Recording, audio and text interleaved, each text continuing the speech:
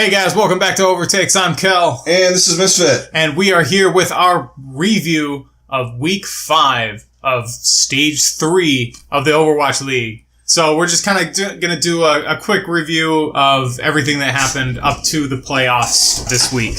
We'll start off on Wednesday. Really not much going on there.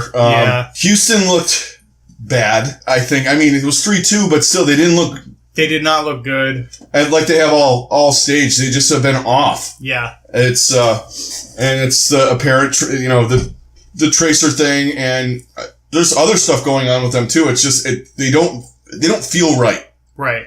And then to start off the day, you had Philly beat Dallas, and it's like you couldn't really get Philly didn't even look particularly good in that game either.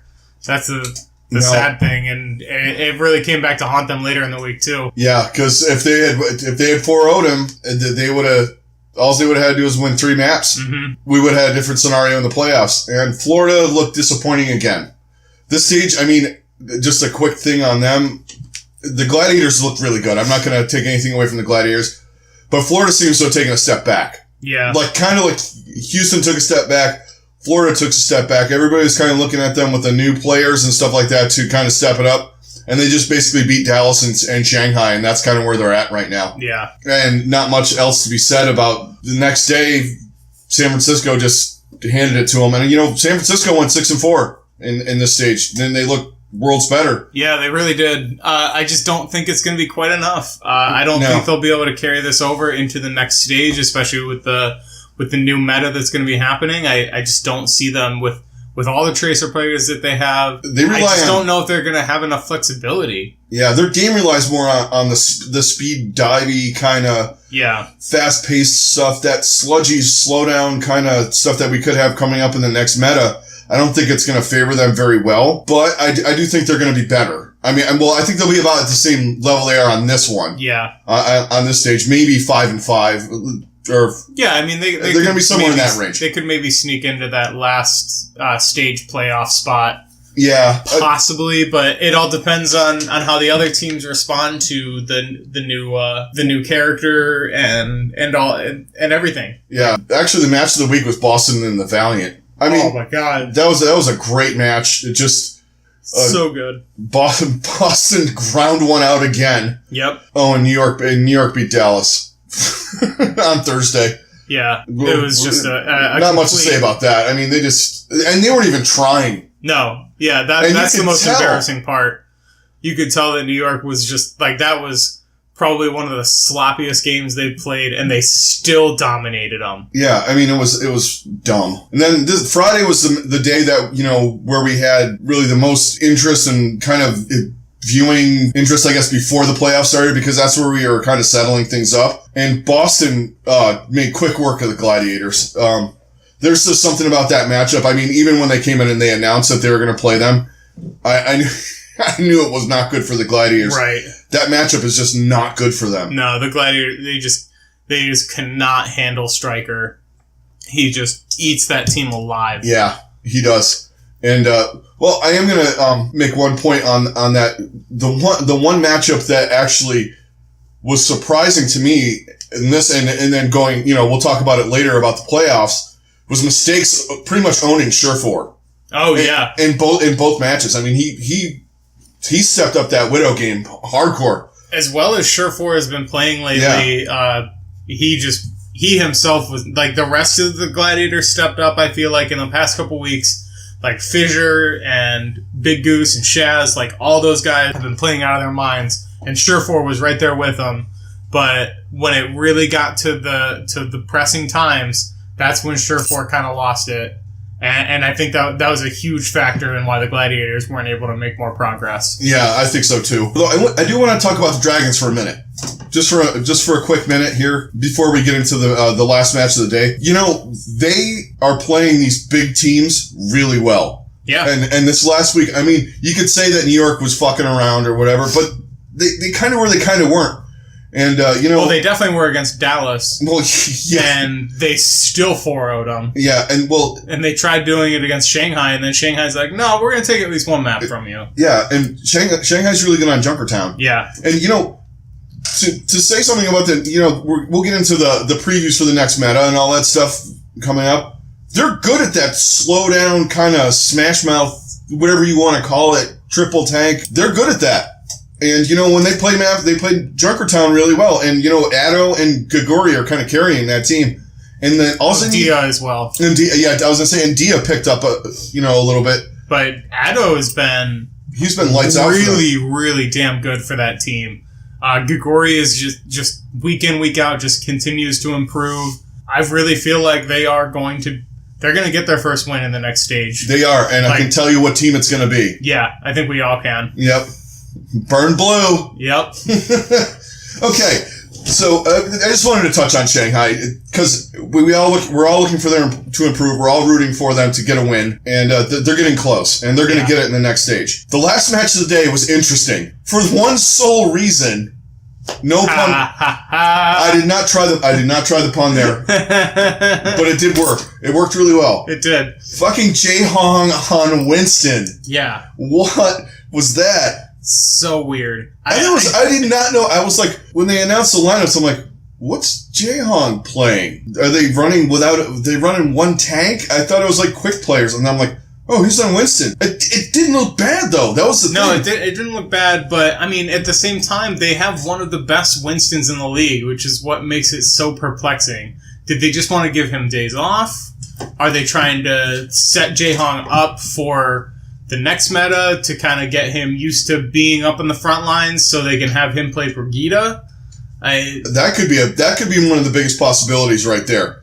That being said, though, he looked good. I mean, he definitely did not look bad, and I don't think it was like a Taimu situation because like Taimu he's one of those guys where he's just pure mechanical skill. Yeah. Whereas Jaehong, his whole thing is like his awareness, his call outs, his leadership, all of that.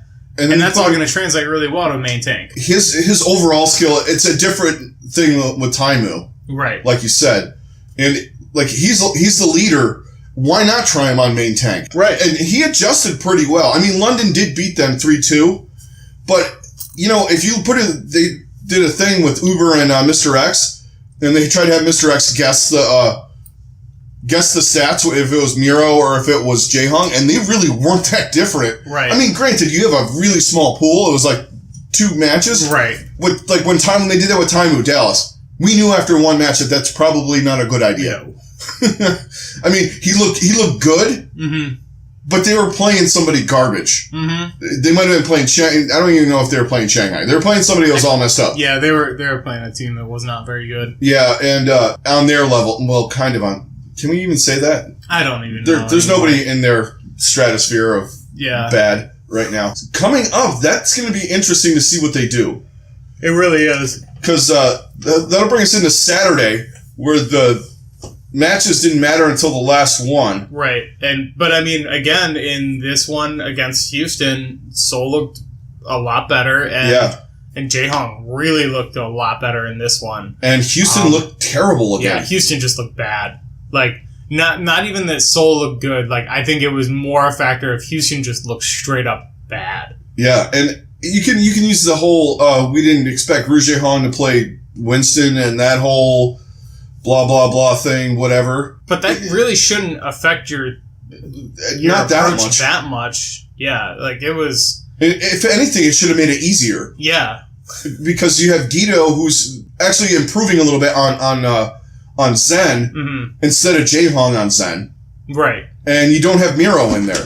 So, I don't know. And the thing is the one thing that was the standout for Houston all season so far has been dropping off, and that's their tank play. Mm-hmm. Muma and Coolmat, they just haven't looked as good, and they throw in Fact Fiction once in a while. He's been like kind of the only bright spot, really. I mean, Muma's been off. Yeah, Muma has not been playing at the same level that he normally has. No, and they seem tired or something. I don't know what it is. There's just something off their game. Yeah. And it's not translating well. I mean, they could get a break in this next meta. Right. With their style of play. They definitely are very much looking forward to this week off. Yeah. And then hopefully with this new meta, like, they can kind of bring it back. But I don't know. It's really... I'm kind of starting to lose hope for this team. Yeah, me too. And they're on the edge of getting pushed out of the playoffs too. Yeah, in fact, you know what? I think they're in 7th right now. So they're out right now, honestly, and I don't know if they could get back in. Right, with the way that some of these other teams have stepped up, and some of the other teams that are nipping at their heels. Absolutely. Yeah, you got teams like the Gladiators that still, I mean, they're 16 and 13. They're still only a couple games away from Houston, but all they have to do is go, say they go 7 and 3. Houston's got to go 9 and 1 to keep the playoff spot. I mean, and is that going to happen? I don't think so, but the last match today mattered, but it was done quick. Yeah. As soon as the Valiant got one map, then the Gladiators were in. Yep, and the Valiant took care of business. Yeah. Going into the playoffs, they looked really good. They had 2 really tough matches this week. They looked like they were going to be set, and then they went against the unstoppable juggernaut that is the New York Excel, and promptly got their teeth kicked in. Week leading up really didn't have a lot of exciting... I mean, there were some exciting plays and all that stuff. Yeah. I mean, the only excitement was...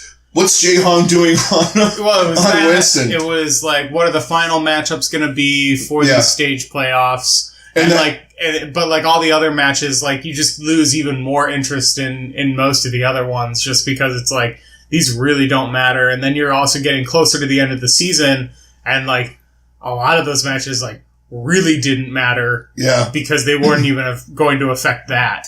Yeah. And a note to Blizzard. If you're going to do a staged call-out thing, please alert the translator and the guy translating to use the same lines, because Sabiobi said 2 words at the end of that. We're going to 4-0 them, or wherever he said. And the translator talked for about 10 minutes. So let's get the lines all straight before we get in there. Unless Sabiobi's like, fuck this, man. We're gonna kill him. And everyone's like, oh, that's pretty brash. Right. I better clean that up. Yeah. Better spend a few minutes just elaborating in a nicer way. And then someone could have whispered to Sabiobi, hey, you only need to win 3. We're still going to win 4. We're just going to fucking bash them so hard it feels like 4. Right. Anyway, so that's going to do it. We just wanted to give a quick before the playoffs thing. We're going to give you guys a full our full thoughts on the playoffs, all the matches from that. And just don't forget, we're going to also get you some content this week and the week off.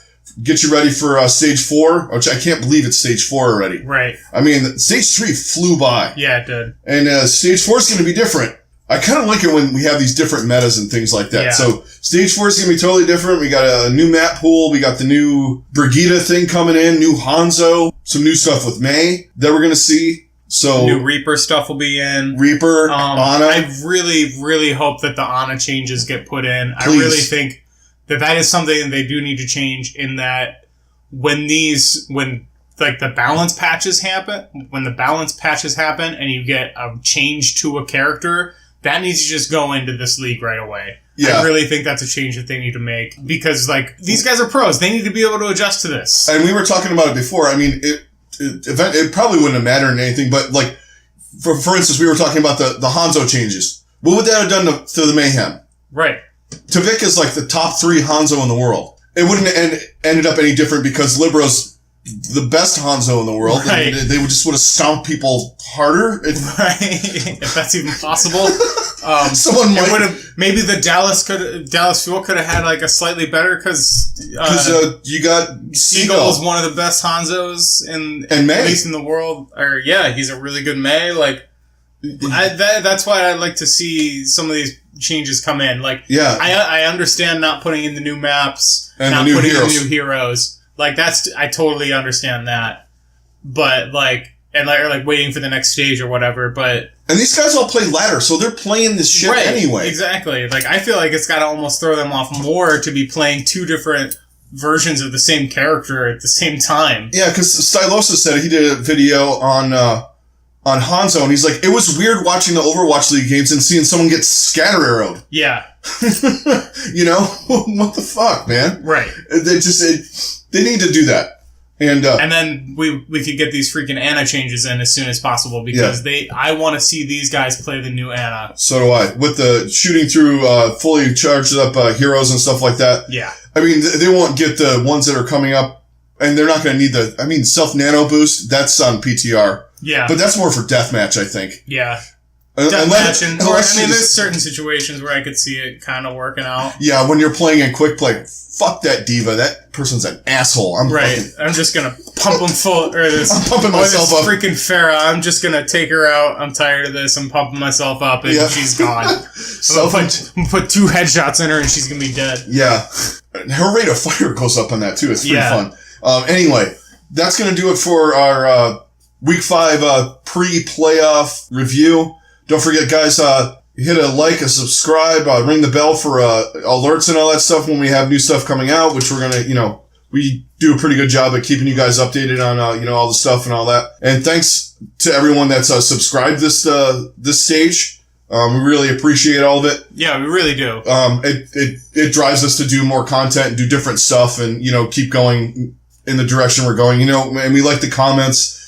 Even if you're doing poetic rhyming with Rouge Han kind of stuff, that was good. That was great. Yeah, I'll take it. I was gonna haiku you back, but I was not feeling verbally creative at that moment. Anyway, thanks a lot, guys. We'll see you on the next one with our playoff review. Have a good one. We'll see you guys on the next one. Later.